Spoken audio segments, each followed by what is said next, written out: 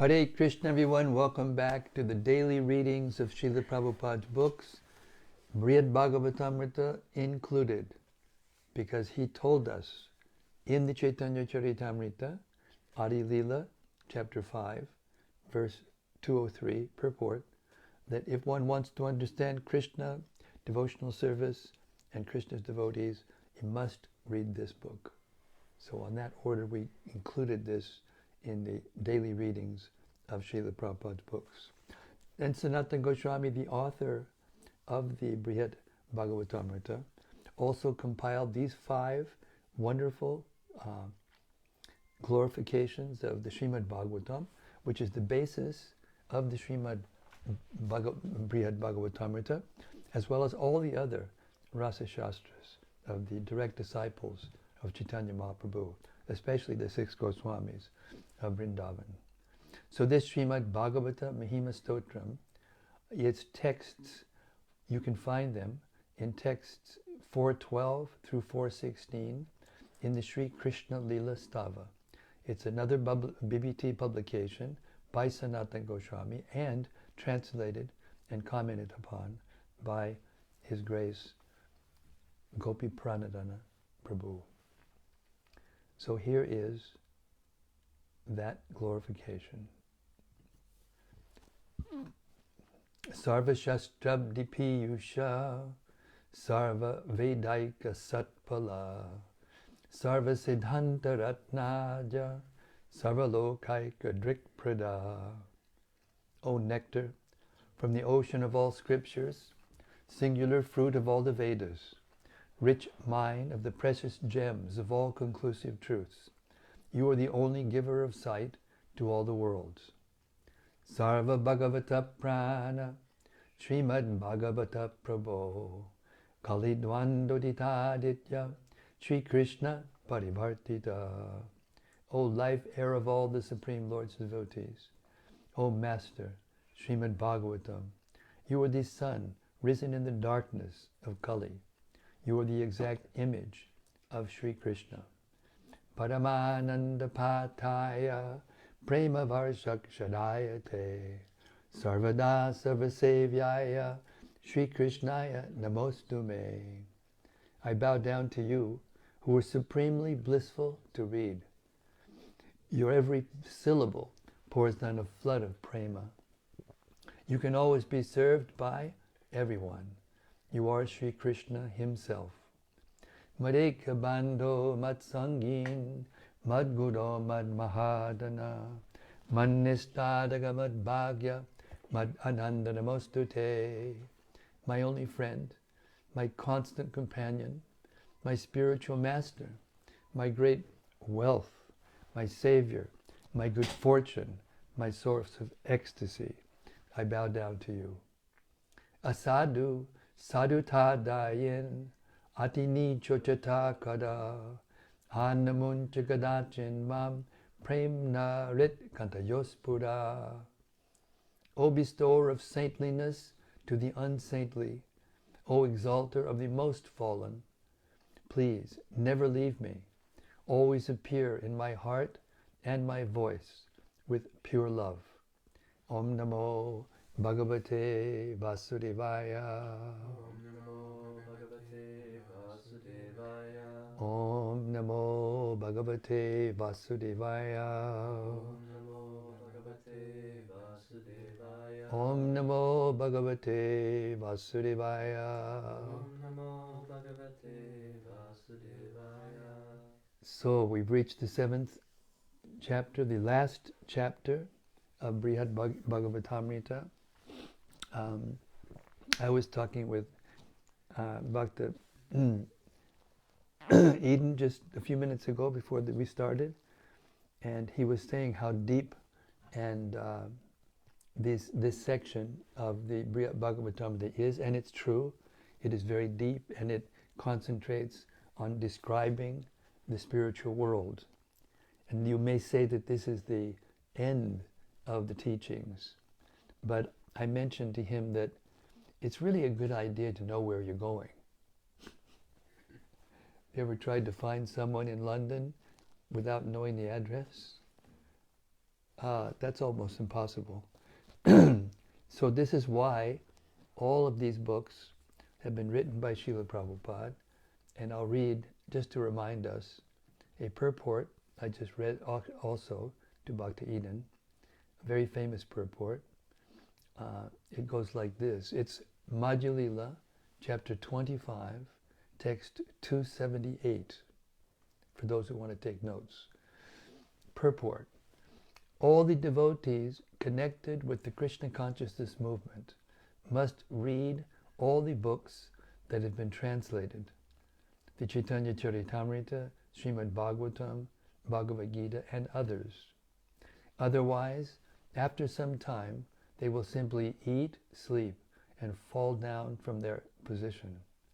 Thus, they will miss the opportunity to attain an eternal, blissful life of transcendental pleasure. So this is the importance of reading the books all the way through, even if one may think, I'm not qualified to hear the Chaitanya Charitamrita or the Brhad Bhagavatamrita. But no, everyone is qualified to hear. It's just that we shouldn't jump over to these most elevated topics and dwell there before we're ready. But we should hear and we should be aware of what the goal is.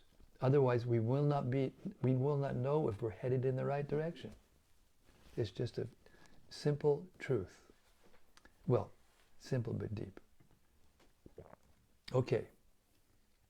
So we're right in the middle of what is called the Rasyan section of this book. When Maharaj Parikshit finished his presentation to his mother, Uttara, to explain to her what was just spoken by Shukadev Goswami, he repeated this Brhad Bhagavatamrta. And when he finished explaining the pastimes of Narada Muni and Gopakumar, he was in ecstasy. And so he thought, let me continue. And this is what he spoke. He spoke various selected, very special verses from the Brahma Samhita and Srimad Bhagavatam, particularly the 10th canto. And so it is our good fortune to be able to hear those verses, and especially to hear the commentaries from Sanatana Goswami. This is about as deep as it gets. So fasten your seat belts, put on your thinking caps, turn up the antennas, and let's go. Beginning with text 97. O Almighty Lord, how greatly fortunate are the cows and ladies of Vrindavan, taking the form of their calves and children. You have happily drunk to your full satisfaction the nectar of their breast milk. All the Vedic sacrifices performed from time immemorial up to the present day have not given you as much satisfaction. Commentary.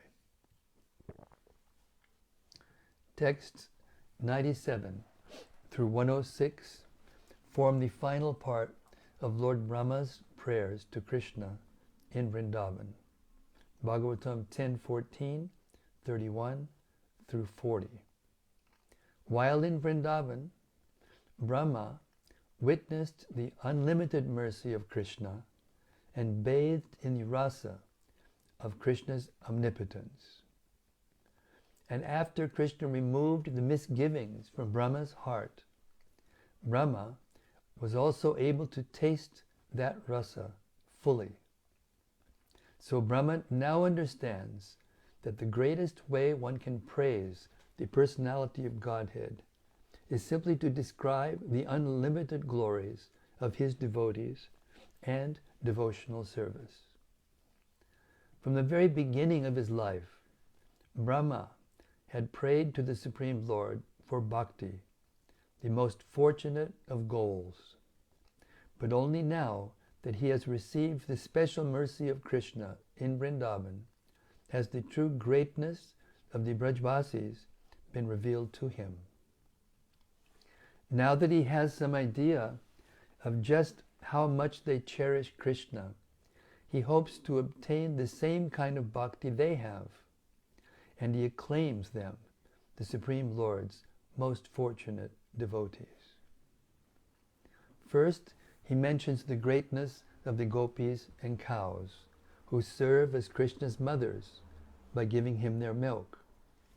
The interjection aho expresses great surprise, and the prefix ati in the word atidanyaha indicates that the good fortune of these mothers is extraordinary.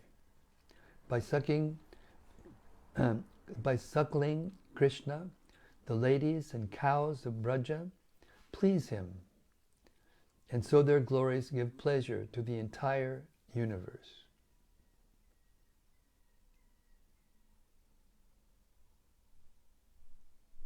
The motherly gopis are referred to after the cows because the mothers are even more fortunate.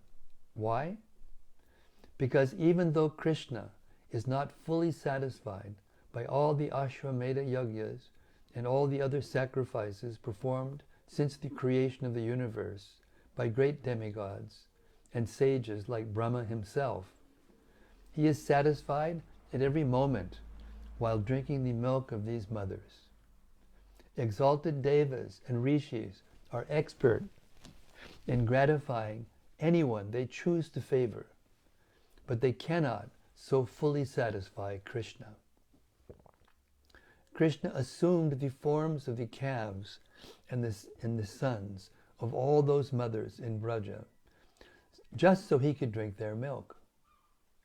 By using the past tense pitam, Brahma implies that the time for that special arrangement has come to an end, for the calves and boys he had stolen, have now returned to their mothers. The word ativa, fully, can be understood to be connected either with the preceding word, pitam, has been drunk, or the following word, muda, with satisfaction. Because of the unlimited affection Krishna has for his devotees, he drank the milk of all those mothers very much, and he drank with great pleasure.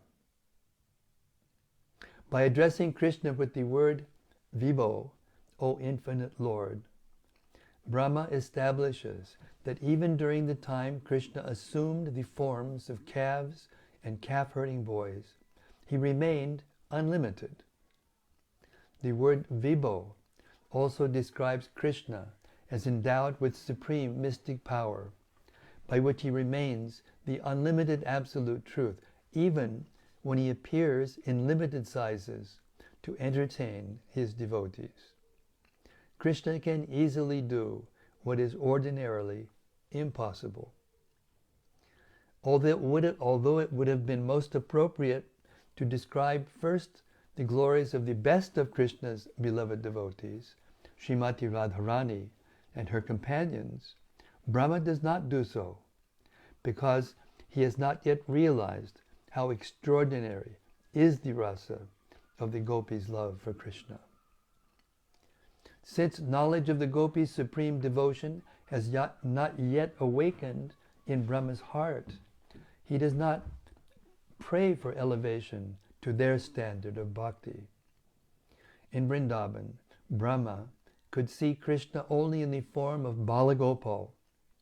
So when he begins his prayers, he addresses Krishna as the son of a cowherd, with small tender feet, not as Gopinath, the lord of the gopis. Besides, despite being Krishna's oldest servant, Brahma thinks of himself as Krishna's son, so he naturally wants to avoid intruding into Krishna's amorous affairs. As Parikshit Maharaj sang these 10 verses, he felt in his own heart the moods of Sri Brahma, the spiritual master of all classes of Vaishnavas. Text 98. Aho bhagyam, Nanda Gopa Brajaukasham, yan mitram paramanandam purnam brahma sanatanam. How greatly fortunate are Nanda Maharaj, the cowherd men, and all the other inhabitants of Brajabhumi. There is no limit to their good fortune, because the absolute truth, the source of transcendental bliss, the eternal supreme Brahman, has become their friend. Commentary. Krishna acts for the benefit of the Brajabasis, not just in certain situations, but always. And he not only delivers them from fear, but also provides for them the highest varieties of ecstasy. Thus, he is the source of their intense happiness, and they consider him their dearmost friend. Were he merely God, their love for him would be severely restricted. But Krishna, at once, is both the Supreme Absolute Truth and the dear friend of the residents of Nanda's cowherd village. Text 99.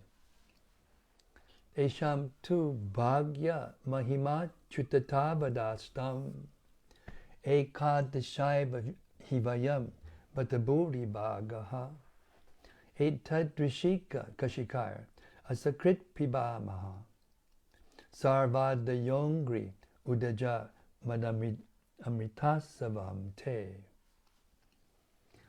Even though the extent of the good fortune of these residents of Vrindavan is inconceivable, we 11 presiding deities of the various senses, headed by Lord Shiva, are also most fortunate, because the senses of these devotees of Vrindavan are the cups through which we repeatedly drink the nectarian, intoxicating beverage of the honey of your lotus feet. Commentary.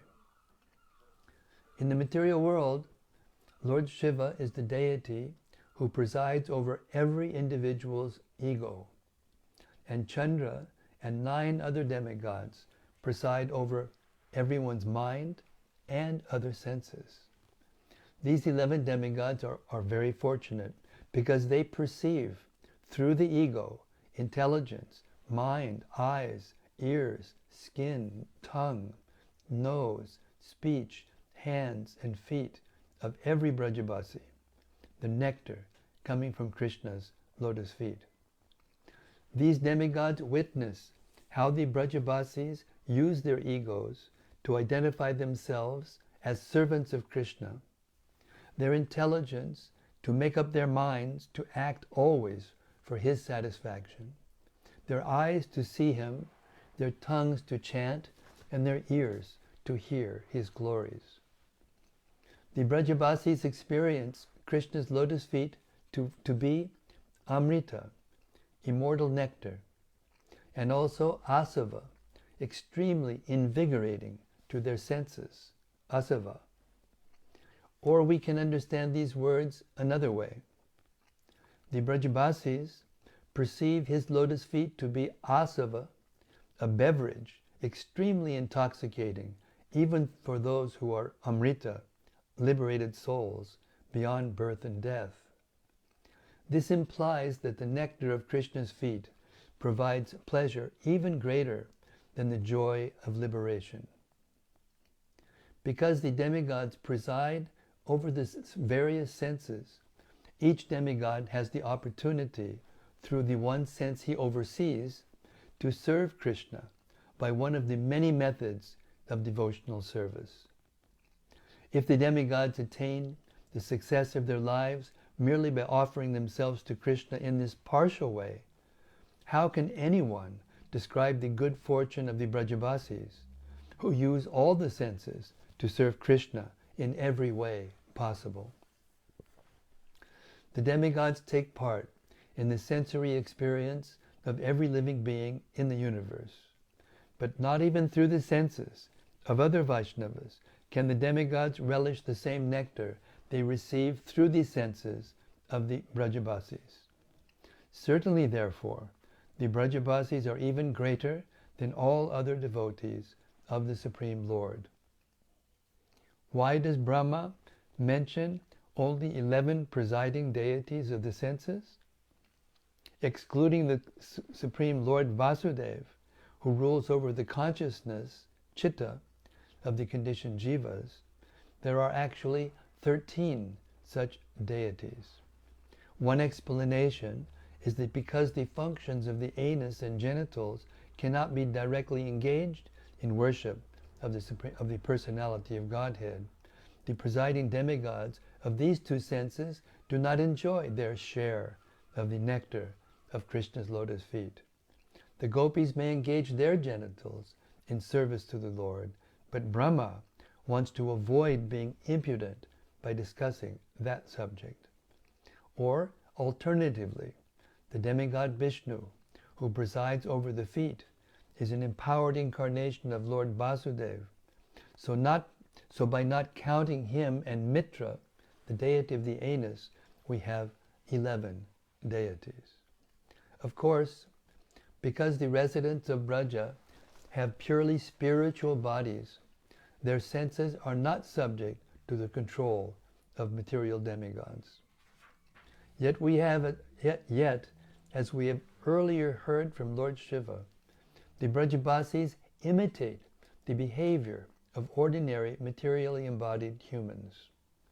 At any rate, the Vaikuntha demigods, Chandra, Surya, and others, who have spiritual bodies, descend to earth to take part in Krishna's pastimes in Braja. Therefore, Brahma is not wrong to describe these demigods as being extremely fortunate by association with the Brajabasis. It is an established fact that Lord Shiva and Lord Brahma have spiritual bodies, so we can accept that other demigods Brahma refers to have spiritual bodies also. Such a connection with the Brajabasis makes the Vaikuntha demigods especially fortunate. We can deduce that the Brajabasis are more exalted than anyone else. Text 100. Tad buri bhagyam iha janma kim apyatabhyam yad gokule pikatamangri vrajo pishayikam yad jivitam tunilikam bhagavan mukundas dvadyapiyat padarajak chutimrigyameva. My greatest possible good fortune would be to take any birth whatever, in this forest of Gokula, and have my head bathed by the dust falling from the lotus feet of any of its residents. Their entire life and soul is the Supreme Personality of Godhead, Mukunda, the dust of whose lotus feet is still being searched for in the Vedic mantras. Commentary. In this prayer, Brahma elaborates on the request he has already made. My dear Lord, I therefore pray to be so fortunate that in this life as Lord Brahma, or in another life, wherever I may take my birth, I may be counted as one of your devotees. I pray that wherever I may be, even among the animal species, I may engage in devotional service to your lotus feet. Bhagavatam 10:14-30. Lord Brahma would very gladly take birth again in this world, even as a blade of grass or other lowly being. And that blade of grass could even be in the wild forest. And that forest could even be the residence of cows and cowherds. The only condition Brahma insists on is that he always be able to serve Krishna's lotus feet. But couldn't Brahma serve Krishna comfortably in liberation or in a high position, such as a ruler of the universe? No, Brahma asserts. He does not aspire for any such advantage. He is willing to neglect the goal of liberation and accept janma, another birth. and rather than be born on some glorious planet of his own, he is willing to be born on this earth, Iha. And rather than in a big city or town, he is willing to be born in a forest. And rather than tapovana, a forest where ascetics go for their spiritual advancement, he is willing to belong to a simple cowherd village. And what would Brahma gain by trading his Satyaloka for a birth in Gokula? He would get the opportunity to bathe in the foot dust of one or another of Gokula's residents. Such an abhishek would be equivalent to a bath in all the sacred waters of the universe, because Gokula is the supreme holy tirtha. Such a coronation bath would be equivalent to being exalted to whatever position in this world he might desire. Why pray to take birth only as a creature who might be touched by the dust of the feet of the Gokulavasis? Why not ask for birth as one of the cowherds in Gokula? To this question, Brahma replies that the Vedas have been searching for this dust from the time of their birth, yet to this day have not obtained it. What to speak of birth as a cowherd? They are disqualified from achieving even this dust because they identify themselves with various conceptions of material life and engage people mainly in paths of disciplines leading to material success or impersonal liberation. And since Brahma is younger than the Vedas, who are his teachers, what hope can he have for obtaining dust from the feet of the Brajvasis? He can only pray for it. Excuse me.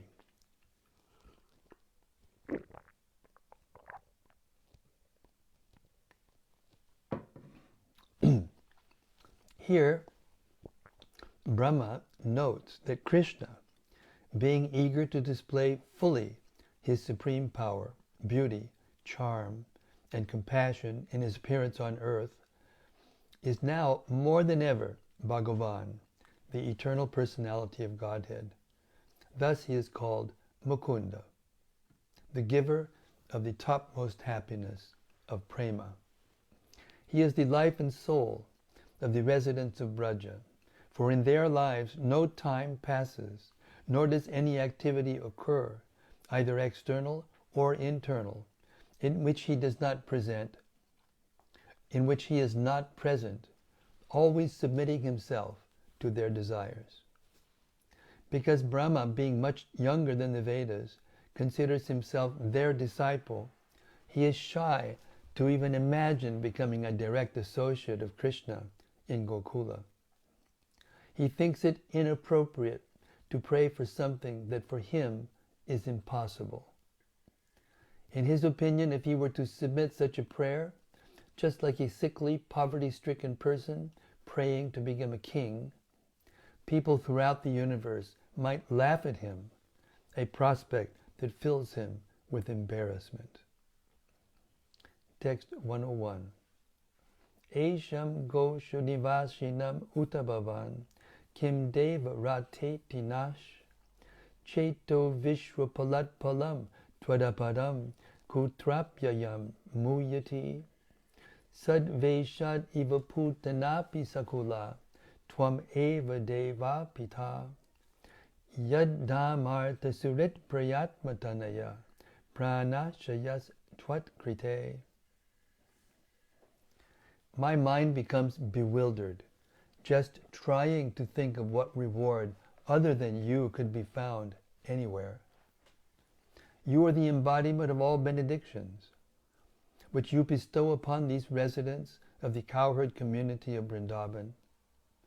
You have already arranged to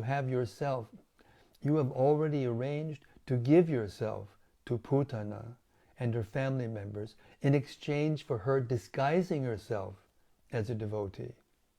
So what is left for you to give these devotees of Vrindavan, whose homes, wealth, friends, dear relations, bodies, children, and very lives and hearts are dedicated only to you. Commentary. Lord Brahma is amazed at the indescribable perfection of the Brajavasis, whose unique devotion make Krishna completely indebted to them. But Krishna might ask, how can I ever become insolvent, incapable of clearing a debt? After all, he is all-powerful. Whatever a person requires from him, regardless of the situation, he should be able to give. In Brahma's opinion, however, Krishna cannot repay the Brajavasis properly, not even by giving them his own self. Putana was an envious demon who took pleasure in murdering babies. Disguised as a respectable lady, she entered the company of Krishna's devotees just to kill him. Yet she obtained Krishna as her son. In other words, Krishna gave himself to her. Krishna, however, might propose that he did more for the Brajavasis than merely give himself, because he gave himself to all their relatives as well. But this too he did for Putana. Baka and Aga were her brothers, and other demons sent to Braja by Kamsa were her close friends.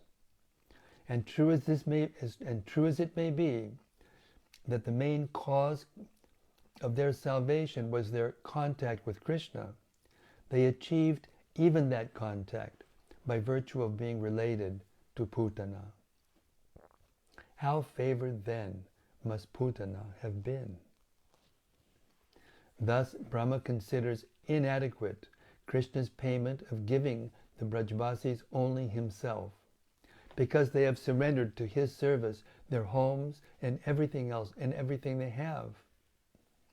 Krishna also gives himself to demons. So what makes pure devotional service to him more desirable than demonic behavior? Certainly, the Brajavasis deserve better. Text 102. Tavat raga dayakstenas, tavat kara griham griham, tavan mohon nigado, yavat Krishna nate janaha. My dear Lord Krishna, until people become your devotees, their material attachments and desires remain plunderers, their homes remain prisons, and their affectionate feelings for their family members remain foot shackles. Commentary. Here Brahma responds to a question Krishna might ask.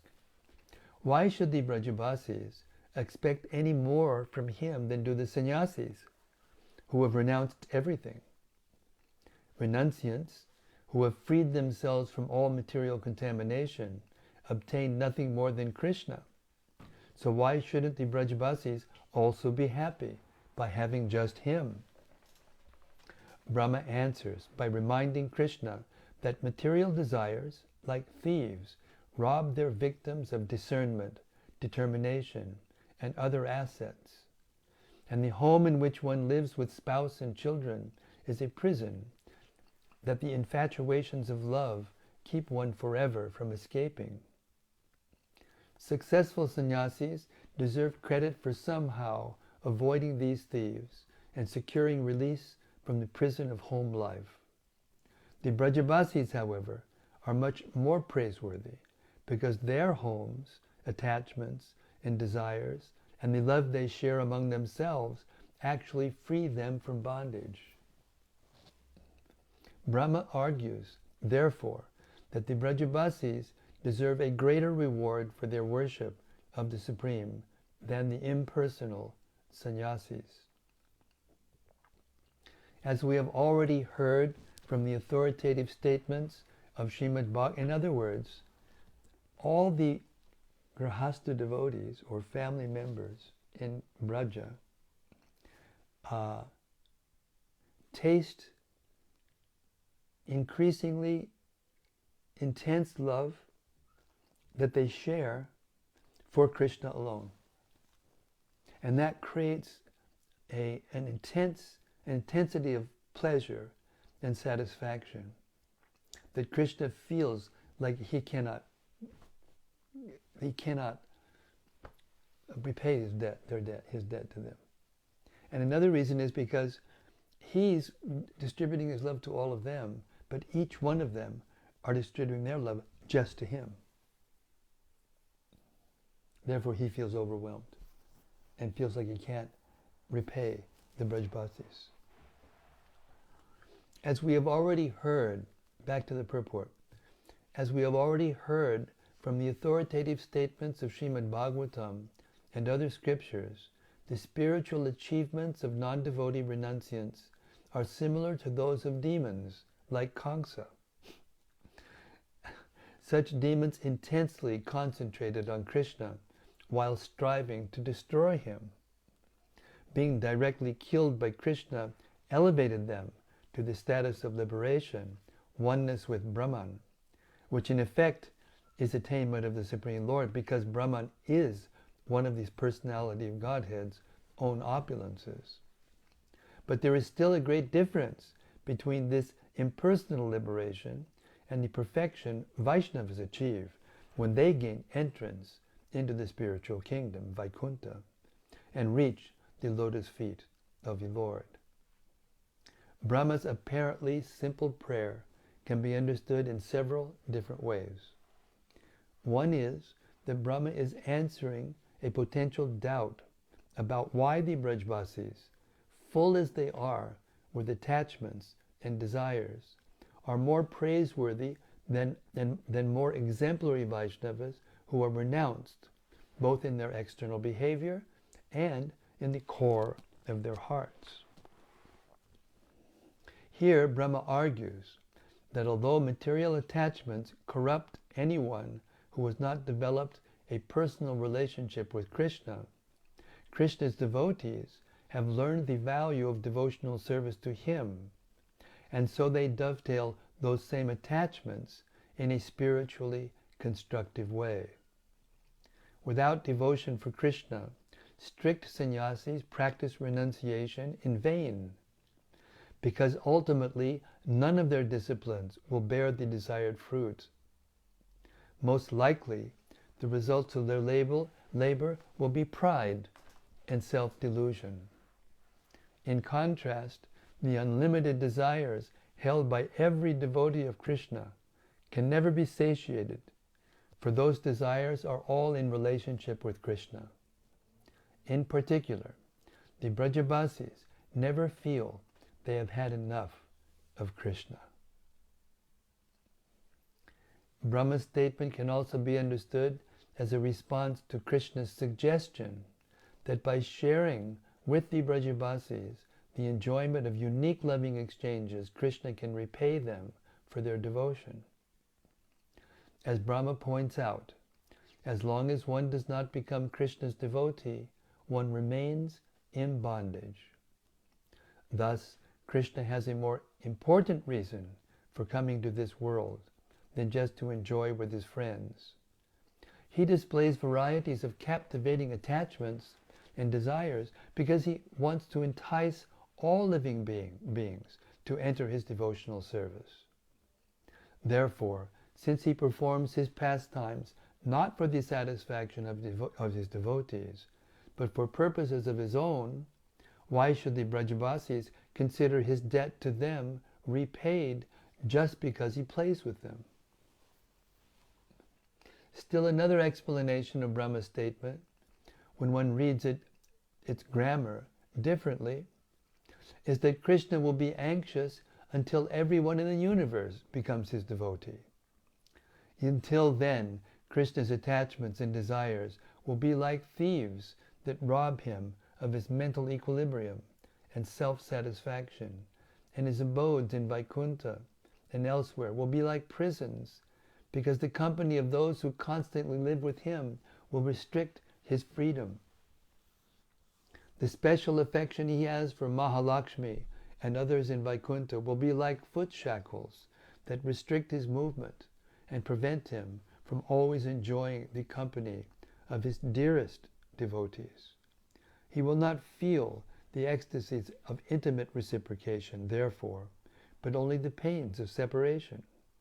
Thus, Brahma predicts that after Krishna leaves the Brajbasis to go to Mathura, he will always feel separation from them and always remain indebted.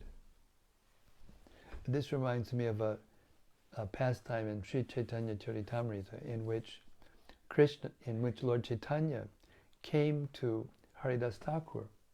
He used to go to see him every day, even though Haridas Thakur was born in a Muslim family and didn't feel himself, neither was he allowed, to enter into the Jagannath temple to see Lord Jagannath. And one time, Lord Chaitanya came to Haridas Thakur and he says, Haridas, I am in complete anxiety. And Haridas Thakur immediately replied, my Lord, please, don't be in anxiety. And in the purport to that verse, Prabhupada makes the statement, this is service. When you try to relieve the anxiety that Lord Chaitanya feels for seeing the conditioned souls suffering without him in loving service, one does the most confidential and pleasing service to Krishna. Anyway, Haridas Thakur, Lord Chaitanya went on to say, well, what about the non-moving living beings and the living beings lower than humans? And Haridas Thakur made this incredible statement. He said, Lord Chaitanya, you've already delivered them. You came into the universe and you chanted Hare Krishna loudly. And that, coming from your own mouth, your own holy name, delivered everyone.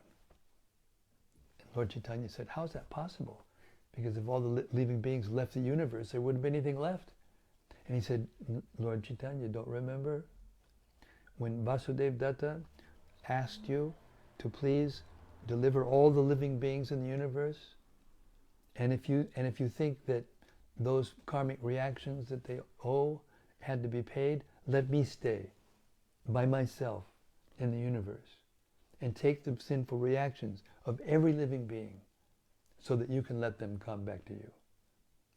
Lord Chaitanya, he started to cry and he said, my dear Vasudeva Datta, he said, you are so dear to Krishna.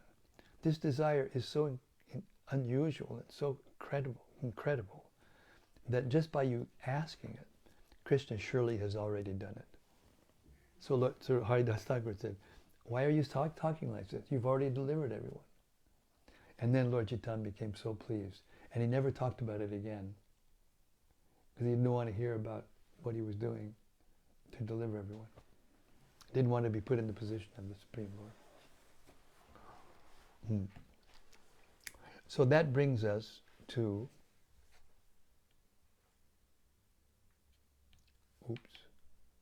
I hope it comes back, it does.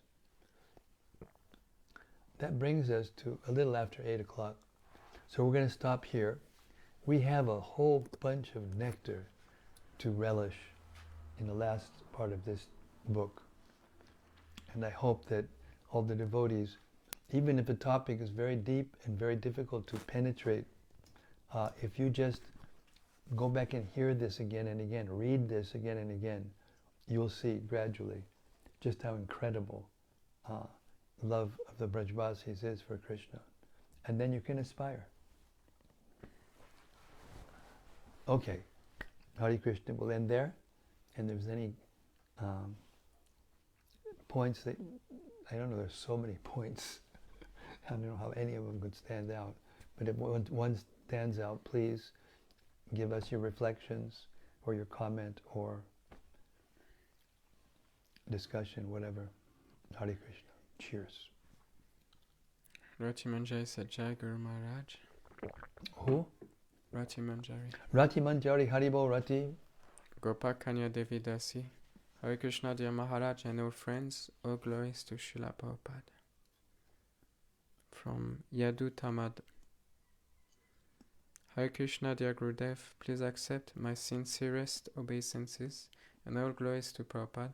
I hope you are well and just want to thank you so much for holding down the fort and keeping us in there with you. Hare Krishna, thank you. It's my pleasure, believe me. Sudevi Dasi, thank you Maharaj for reading to us and sharing everything you know and have realized. Thank you for your compassion and care for us. Hare Krishna. Hare Krishna, thank you, Sudevi. Rati Manjari. Dear Guru Maharaj, please accept my humble obeisances. I concur with the praises of the other devotees, and I also want to thank you for the crystal clear video image which you are providing for us, and which enhances the pleasure of hearing you read these amazing pastimes. Hare Krishna, thank you, Rati. Deeply appreciated. From Brhad Bhagavatamrta. Hey Braj, Hare Krishna. Hare Krishna Maharaj, please accept my humble obeisances. All glories to Srila Prabhupada.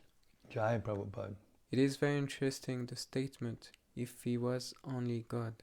This clearly reveals to me that knowing Krishna and his personality gives us more than a mere title to try to have a relationship with. In other words, going past his title, it is far easier to know and become attracted. This is an important point that other religious practices seem to lack. Absolutely. Thank you for that realization and that reflection. That's a very nice reflection. You can't become attached to the post. In other words, you come into a glorious city and it's organized very nicely with roads and parks in the right places and all, amenities. And you think, boy, the person who is the mayor of this city must be really fantastic. And that's a level of appreciation. But if you do something so wonderful that you get to meet him face to face, shake his hand, look him in the eye and say, well done, the feeling that you get from that is much greater than the feeling of just appreciating the post, the title, the position. Therefore, sometimes Krishna comes and acts like a little boy and fools everyone.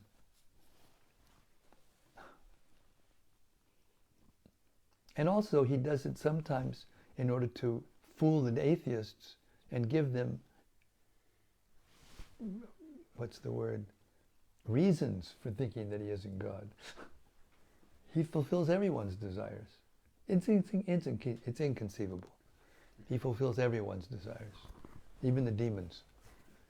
They want to kill him. They want to be angry and fight with him. He does. Fights with them and then kills them. And then when they kill him, what happens? They get liberated.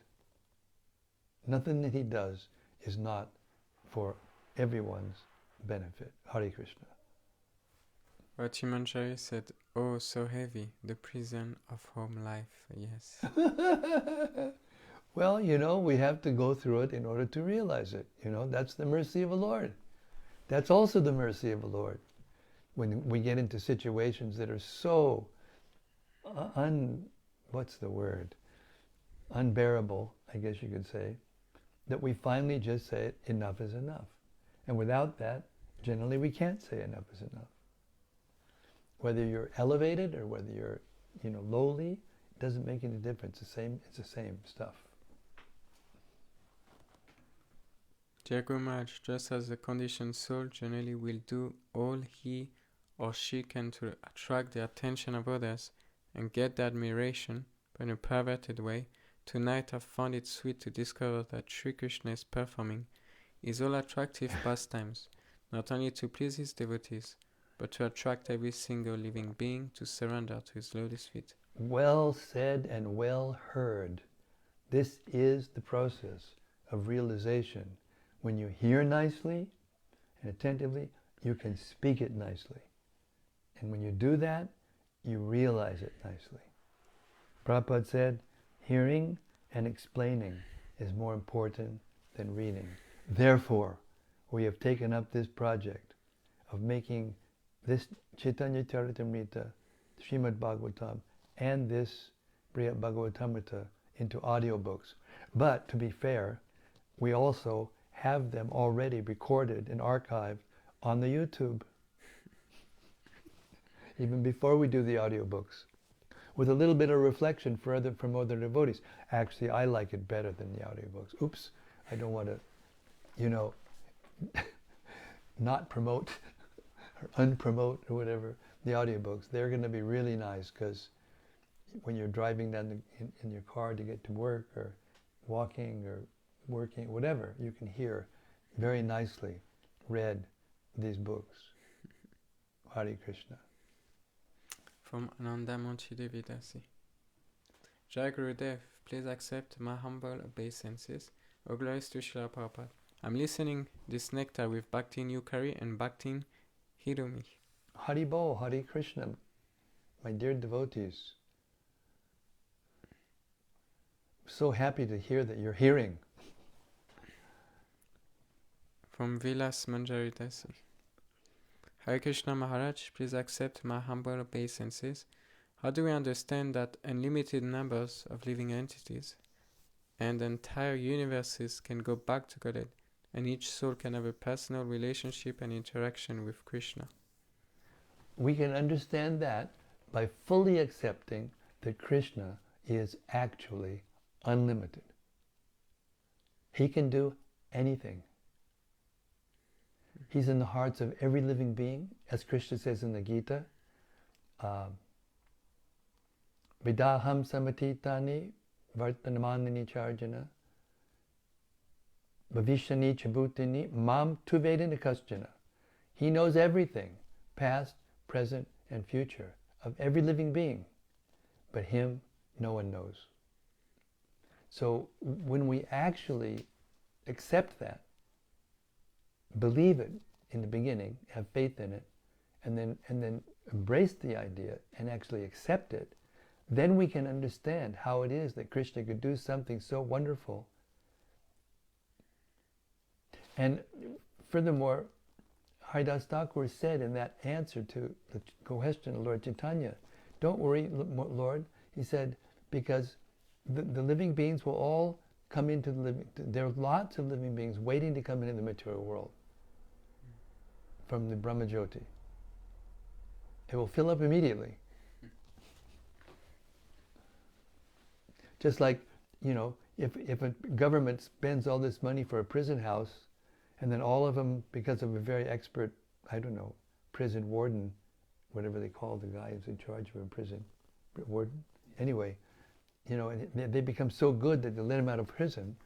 Not that they're going to tear down the prison house, because there's always, rogues and thieves and criminals who will need to go back in. And about the point of being able to reciprocate with everyone at the same time, that is Krishna. He is unlimited. He can act with everyone in the spiritual world all at once, and at the same time, they think that he's only with them alone. That is omnipotence, the full meaning of omnipotence.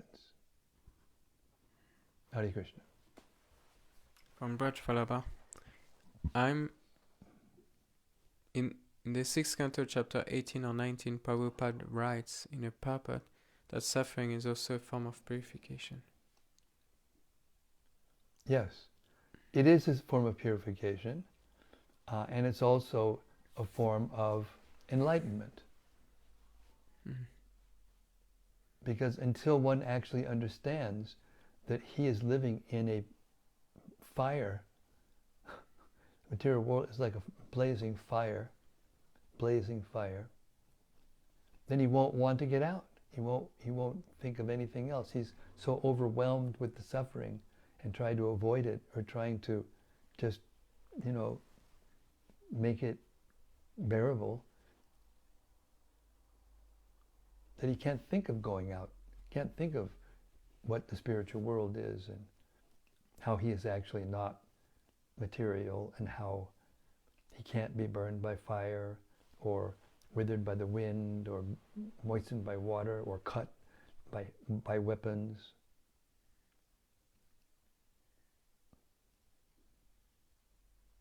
So the more we understand this, the more we hear it, become absorbed in it, and actually accept it, then these other more elevated thoughts of how Krishna can do something so wonderful as take a baby form and still act as the unlimited absolute truth. And take the breast of Putana in his mouth and suck out her life as well as the milk as well as the poison. No one else can do that. No one. 7 years old, he lifts Govardhan on a hill. 8 years old, he dances with millions of gopis all at once. I mean, this is, marries 10,000, what was it? How many? 16,108, women, and satisfies every one of them with 10 children in 16,000 palaces. And you think you're God? Hello? There was one famous impersonalist guru in India, it was called Chinmayananda. So there was a very big industrialist named Desai, Dr. Desai, and he was his disciple. And then he met Srila Prabhupada. So he would bring the things that his guru told him to Prabhupada, and Prabhupada would just cut it to pieces. Then he'd go back to his guru and say, Prabhupada said this, and then he would give him an answer, and he would go back and forth. And at one point it came to the point that Prabhupada said, okay, if he's God, then let him tell you what you're thinking without telling him. So he went back and he said, can you tell me what I'm thinking? He said, I'm not a mind reader. And he said, no, I'm serious. You're God. If you're God, then you know what I'm thinking. So what am I thinking? And he said, that I can't do. And then he immediately gave up his guru and went to Prabhupada and surrendered to his lotus feet completely. So even that kind of thing can be an impetus.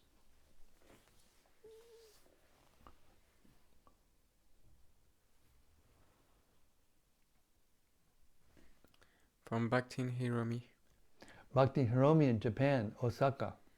Hare Krishna Maharaj, please accept my humble obeisances. All glories to Srila Prabhupada. All glories to Srila Prabhupada. Even today I'm very happy with the gentle Maharaj story. Thank you very much, your servant Bhaktin Hiromi. Hare Krishna Bhaktin Hiromi, Haribo. From Rati Manjari. May you live a long and healthy life and go on bringing all of us into this atmosphere of unspeakable nectar and spiritual satisfaction. All of these daily readings are daily rasayan, our medicine to make our Bhakti Lata Beach grow and come into full bloom. Thank you very much. That was lovely. Don't mind if I do. Hare Krishna. From Brajvarava. Thank you, Maharaj, for throwing me back to Godhead. Throwing because I'm too dull without you. Well, you're pretty heavy to throw. I'm just a little weak guy. I don't know if I can throw you, but maybe I can pull you. I have to get some kind of traction, arrangement, pulleys and... Anyway, thank you very much. And Bhakti Eden, do you have something? Reflection or anything? I've got a quick one here. So I was reading the Vrajavasis, however, are much more praiseworthy because their homes, attachments and desires and the love they share among themselves actually free them from bondage. So in the material world we give up things for Krishna. How do spiritual beings give up spiritual things for Krishna? They don't have to give up spiritual things for Krishna. We have to give up material things for Krishna. Right. We don't have to give up spiritual things for Krishna because we're engaging them all in Krishna service. All together, they're serving Krishna all the time in their home life and whatever they do. They're always thinking about Krishna, all of them, and therefore their family life frees them. Because when you think of Krishna all the time, you become liberated. What's that verse? Bhagavad Gita 5:18? Yes. Bhagavad Gita 5:18. Oh no, 5:14. I'm sorry. 5:14. It says,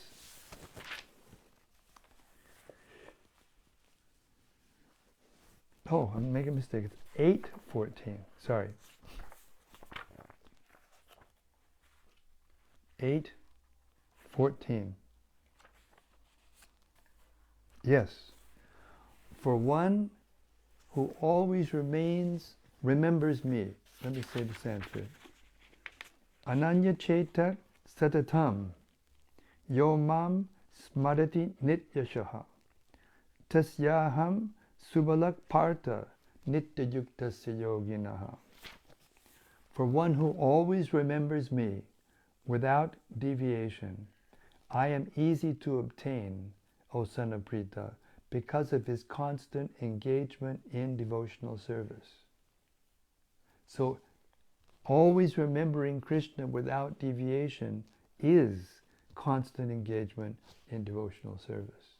The pure devotional service is the remembrance of Krishna with love. The external things are just, they're something, but they're not the essence. The essence is the remembrance of Krishna. So because all the family members, like for instance, the mothers, they love Krishna more than they love their sons. The fathers love Krishna more than they love their sons.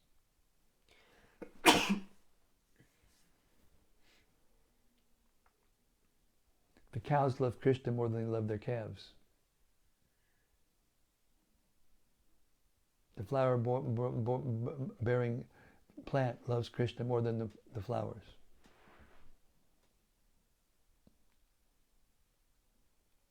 Therefore, their activities in household life are liberating. Of course, there's even a higher conception, and that's the gopis when they go to see Krishna at the, even though they're married or they have family members, brothers and whatever, they forsake them and go to Krishna, and they're liberated.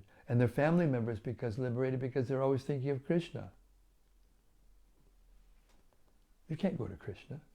This Krishna, he's this, he's that, he's this, he's that. And everyone is just absorbed in Krishna. Therefore, they're eternally liberated.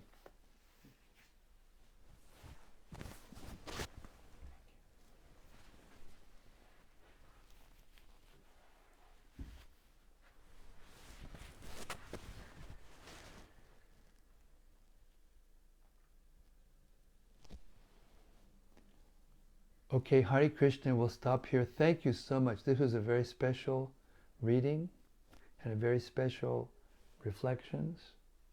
Thank you very much. This is the nectar. Satam prasangam mama virya samvido bhavant riya. I can't remember the second line of the Sanskrit. Rit karyana. I can't remember. Anyway, it means that association, hearing Krishna Katha in the association of devotees is pure nectar. And the more we drink this nectar through our ears, the more we will become attached to Krishna. And the more we become attached to Krishna, automatically the attachment to material energy and material activities and material desires will fall away without separate endeavor. Shri Brhad Bhagavatamrta ki jai. Samaveda Bhakta Vrinda ki jai. Gaur Premanandi. Hari Hari Bol. See you tomorrow night, same time, same place, same topic. The creme, the Vedas, the creme de la creme, the Bhagavatam, the creme de la creme de la creme, Brhad Bhagavatamrta. Hare Krishna. See you then.